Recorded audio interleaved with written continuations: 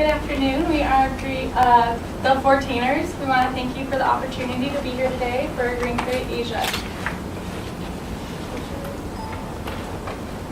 Okay. In Asia, there are over 500,000 motor transport companies. 90% of these companies are owner-operated single truck companies. So we're going to imagine for a second that one of these 90% companies has created a new green alternative for their transportation. With no effective way to communicate this information to others, this company goes unnoticed as a green logistics provider. Our innovative solution solves this problem. We propose an interactive analytical dashboard that allows carriers, shippers, freight providers, as well as the end consumer to interact with each other as well as within a dashboard for themselves. They will be able to share information, gain access to GreenLeaf certifications, and explore potential options for green logistics. Our objectives for our analytical tool will be to create the tool that allows them to calculate their carbon footprint along with other environmental implications and to visualize these easily for the company. We also have an objective to share the information across the participants without going against the competition communication regulations. We also want to make this an accessible database for other companies and not just those participating in it, as well as make a portal for end consumers so that they may see their own carbon footprint within the logistics. In order to meet the needs of our stakeholders and to quantify the objectives laid before you, we have developed a system that allows both shippers and carriers to apply for GreenLeaf certification and to submit data to our website for further analysis. To easily apply to our website, either a carrier or shipper simply fills out a form in which they enter their company's information, including name, email address, specifying the level of certification that they'd like to obtain, and attaching the correct submission form. This is an example of one of the potential submission forms for the level 1 certification. Each certification level will have its own form with fields containing unique information required to reach that certification level. After applying all of the information to our form and submitting it, our system will provide feedback to the user, letting them know if they have successfully submitted their application and if it is in the renewal process, or if their application was not successfully accepted and if they need to provide additional information. We also developed an interactive dashboard that allows both shippers and carriers to analyze their current carbon footprints as well as just certain logistics measures, such as the percentage of modes of transportation used, to see how they could reduce their carbon footprint. This data is then visualized into easy-to-read graphics to allow them to see how much they can reduce their carbon emissions. We also decided to create a portal for end customers to view both shipper and carrier information so that they can see how well the companies have been doing to offset carbon emissions. In addition to this portal, we have provided end customers an option to calculate their own carbon footprint so that they too can help reduce carbon emissions in the Asia Pacific region. In order to host this system, we have looked into using a virtualized server. We have looked into an Amazon EC2 server, both because of its low cost at just over $2 per hour to operate, and the fact that it is instantly scalable, providing us with the option for rapid growth if we need it. There is a small initial fee to lease this server space, Then after that, it costs less than $18,000 in the first year to operate. As far as our necessary software requirements, we looked into an open source solution for both our operating system, which would be Linux Ubuntu server, and our database management software, which would be MySQL for Linux. The reason we chose an open source software is so that we can avoid high upfront costs, as well as take advantage of the continuous innovation that comes from open source solutions.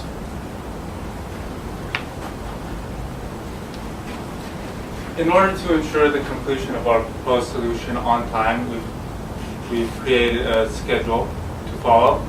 In phase 1 of our schedule, we will partner with SMU and the Green Transformation Lab. With these partners, we will create a schedule for students so that they are able to help us in the development of this. We'll create a semester-long curriculum for these students, which facilitates student learning by engaging them in real-world situations. And we will create a functional template which we will then be able to use as we proceed with the project. In phase 2 of our schedule, we will organize this course. We will create a timeline for the students so that they know exactly when they need to complete each deliverable. And we will also apply for grants and additional funding that may be needed. At this point, we will have completed our first milestone. Our use cases will be completed. These use cases will provide a template that is the functional requirements that will be required by the students in the final deliverable. It will help them by providing them with a foundation, and it will lay out for them exactly where they need to go in their next steps. At this point, we will then attract participation. That is participation of suppliers, carriers, and other stakeholders.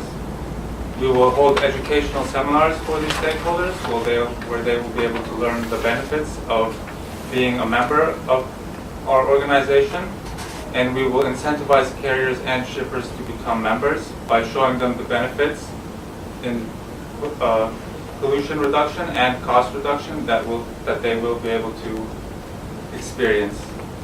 We will also stir interest in the community so that they support us by showing them both the short-term and long-term benefits of this plan. In phase 3 of our solution, we will work with year 3 and year 4 students at SMU, where they will begin building the web-based application for us. At this time, we will have Scrum meetings on a weekly basis where we will be able to address any of their concerns that arise, and we will be able to make sure that the project is being completed on time.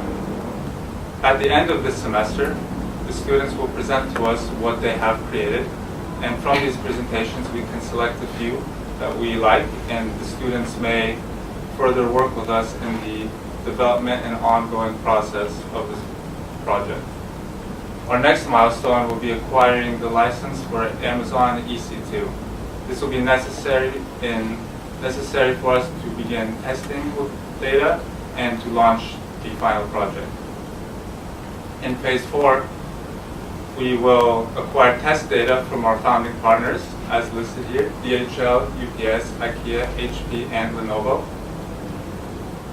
We will deploy a web-based application for registration as soon as we go live. What this means is that members will be able to apply to register with us, and we will be able to access their real data to generate benchmarks, which we will be able to use in the future.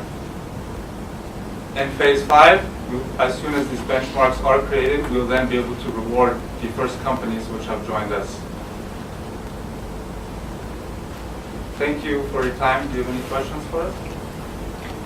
You are proposing to have students to do the development, SMU students? We would like to involve students in the development because it will provide them with a great experience to work on real-life projects, and it will enable us to create long-term relations with these students upon graduation. Okay, but this is a commercial product, right? I mean, it's used by the community, and I was just wondering whether what give you that confidence that the student without industry experience will be able to produce a quality product? We will have our weekly Scrum meetings to ensure that the product which they are developing is quality. We'll be able to guide them in the development of the project and help them if any concerns do arise. And at the completion of the semester, and we've seen all the student presentations, we will take that presentation that we select and we will work with them to further develop the application to get it to a level where we are ready to deploy it for Green Freight Asia. So a related question, since you're asking for the students' help to develop the software, have you considered the intellectual property rights? So if the students do it as a kind of a school project, does the school own the rights, or do you own the rights, or does it co-share with Green Freight Asia? While the students are working on the project, we will only be collecting test data from our founding partners. We believe they will be incentivized to provide us with our test data because it will help us to provide value for them in the future. But as soon as we go live with the project, these students will no longer be involved unless we choose to hire them and they work for us full. I mean the rights of the software. Who owns the software? Green Freight Asia will always own the rights for the software. We will just use the students as an additional resource to help us in the development process in order to help us reduce upfront costs. Can you tell us more about your outreach program to especially the smaller shippers and the truckers and the guys like that? I mean, chances are they are like distributed geographically all over the place, and you know it's difficult to reach them unlike the big boys. So how do you plan to do that?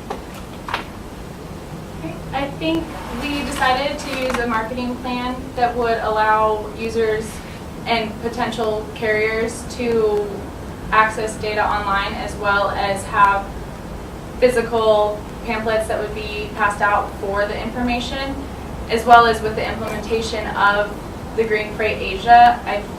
We feel as if consumers that ask for shippers to be a part of this organization, it will really drive that, as well as having the shippers and the buyers drive that conversation as well.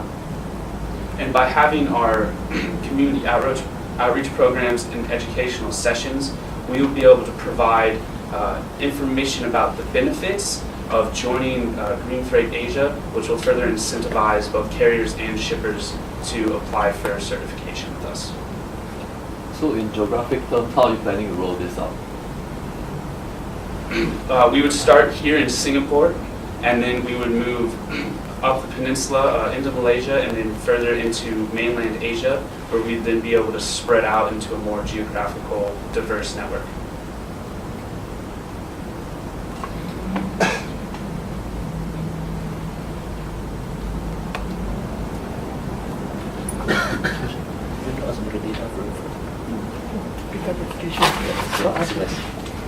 Okay, let me ask a question on the security aspect, right?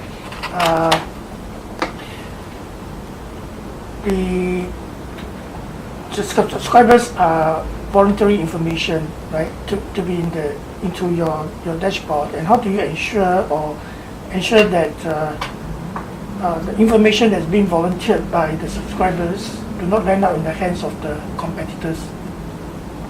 We will follow all compliance regulations to ensure that pricing strategies and other proprietary information, although we will use it, will not be shared with other users of the system. That way, all the proprietary information can be used to further the standards and implementation of carbon footprint reduction without giving away proprietary information.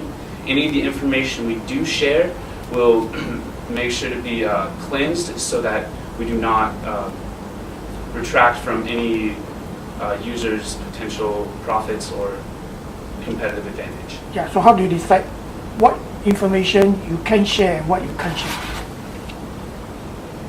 This is something that the supplier of the information will be able to provide us with.